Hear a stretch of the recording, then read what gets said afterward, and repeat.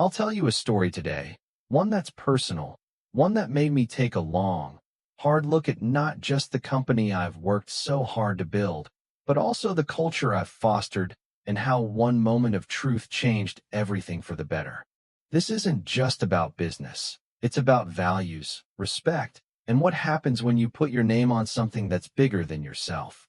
It all started with a visit to one of my busiest Golden Brew locations. I'm Lewis Thompson, and I'm proud of the business we've built, a company founded on a simple principle. Saw respect for everyone. Saw. Whether you're a customer or an employee, you deserve to be treated with dignity, no matter who you are, what you look like, or where you come from. We've spent years creating a culture that promotes equality and inclusivity. But I had this feeling deep down that maybe, just maybe, not everyone was living up to those values. And I wasn't sure if it was just my gut feeling or something more, but I knew I needed to find out for myself. So, I decided to do something drastic. Something that wasn't part of any corporate strategy.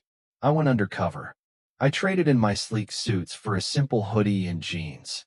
To anyone walking into the store, I'd look like just another customer. No one would know who I really was, and that was exactly the point. I wanted to see how my employees were treating the people who walked through that door.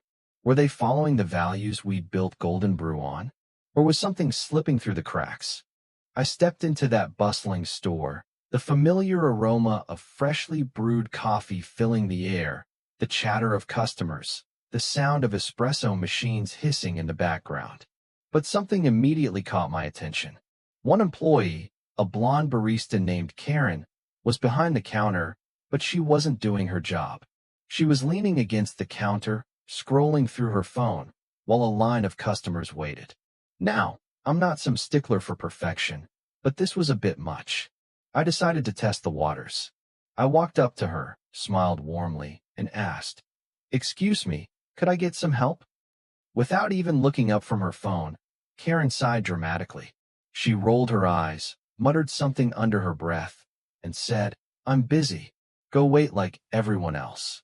I paused, stunned. For a moment, I was speechless. I didn't expect that, not in my wildest dreams. I took a step back, walked into the line like every other customer, trying to compose myself. And then it got worse. I stood there watching. As white customers approached the counter, Karen's entire demeanor changed. She smiled, greeted them politely, and took their orders efficiently. But when customers of color walked up, her attitude shifted entirely. She was cold. She rushed them along, barely acknowledging them. No smile. No pleasantries. It was like a completely different person. And then it was my turn again. I took a deep breath and approached the counter, determined to see if maybe it was a mistake. "Hi," I said in my usual friendly tone. "I'd like a medium latte, please." Without a glance, Karen snapped, "We're out of that." Now, I had just seen her make that exact same drink for the customer in front of me. My patience was starting to wear thin. "Are you sure?" I asked, my voice calm but firm. "I just saw you make one for someone else." She crossed her arms, and with a sharp look, she snapped, "Try another store." The entire room seemed to freeze. I couldn't believe what I was hearing. I felt a mix of disbelief and disappointment. This wasn't just poor customer service. It was something deeper, something far more troubling. This wasn't the type of behavior or I'd ever imagined could happen under my roof. It wasn't about a bad day. It was about saw disrespect, saw racism, saw.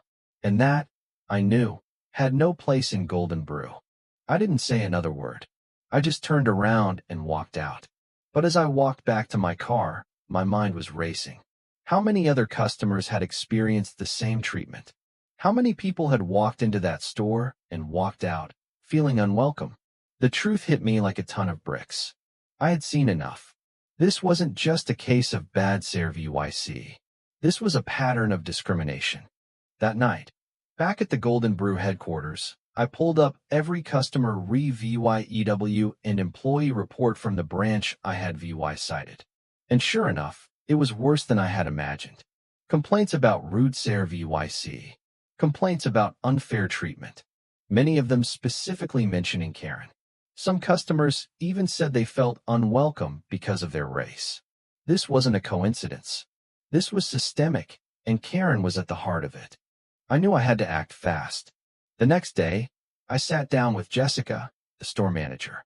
At first, she was hesitant, avoiding eye contact. Finally, she admitted that she'd noticed Karen's behavior, but hadn't done anything about it. She was afraid that if she said something, it would cause tension among the staff. Karen was popular, after all. I looked at Jessica, calm but serious. As a leader, Jessica, it's your responsibility to ensure this place reflects our values, not just to avoid conflict. Creating a welcoming environment is more important than keeping the peace. I gave her my support and made it clear that we weren't going to let this slide. We couldn't afford to. We were a company built on respect, and if we let this go, it would compromise everything we stood for. 1 week later, I returned to the same branch, but this time, I wasn't in a hoodie and jeans. I was dressed in a sharp suit, flanked by a small team of executives. The moment I walked in, the store fell silent. Customers froze mid-sip. Employees whispered nervously. Karen, oblivious to what was about to happen, was chatting with a coworker when I called for a staff meeting. "Can I have everyone's attention, please?" I said, my voice steady but commanding. The room went still. Karen was scrolling through her phone, completely unaware until she heard me speak. Her eyes widened, and she quickly tucked her phone into her pocket. "My name is Lewis Thompson," I said, standing tall. "I'm the CEO of Golden Brew."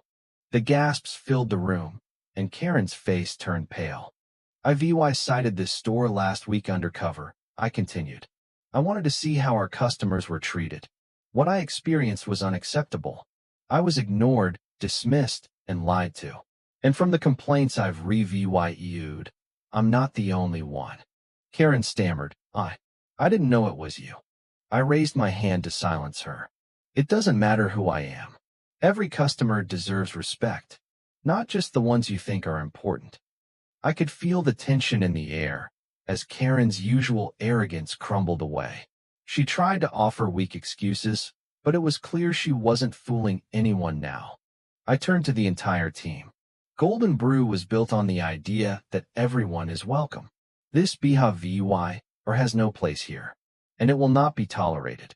The room was silent. All eyes were on me. I locked eyes with Karen and delivered the final blow. Effective immediately, you're no longer employed at Golden Brew.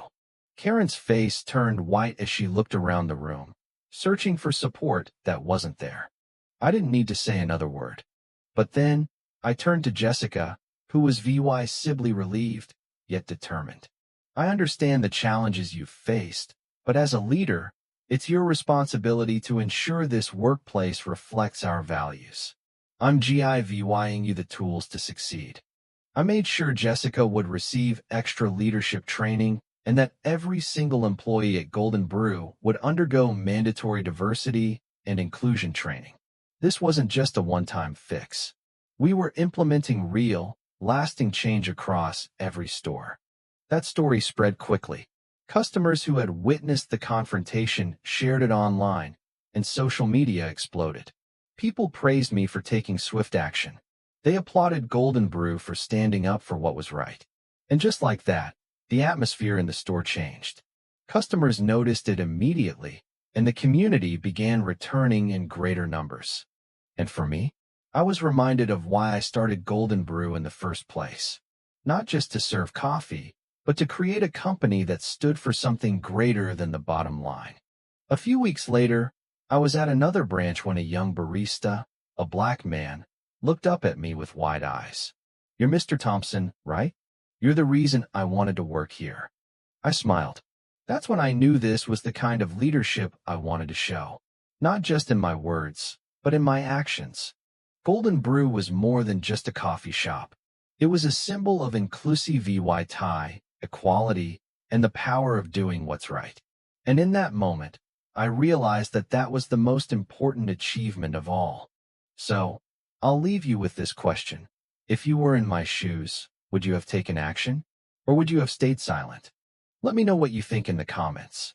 Do you believe in standing up for what's right, even when it's hard? I'd love to hear your thoughts.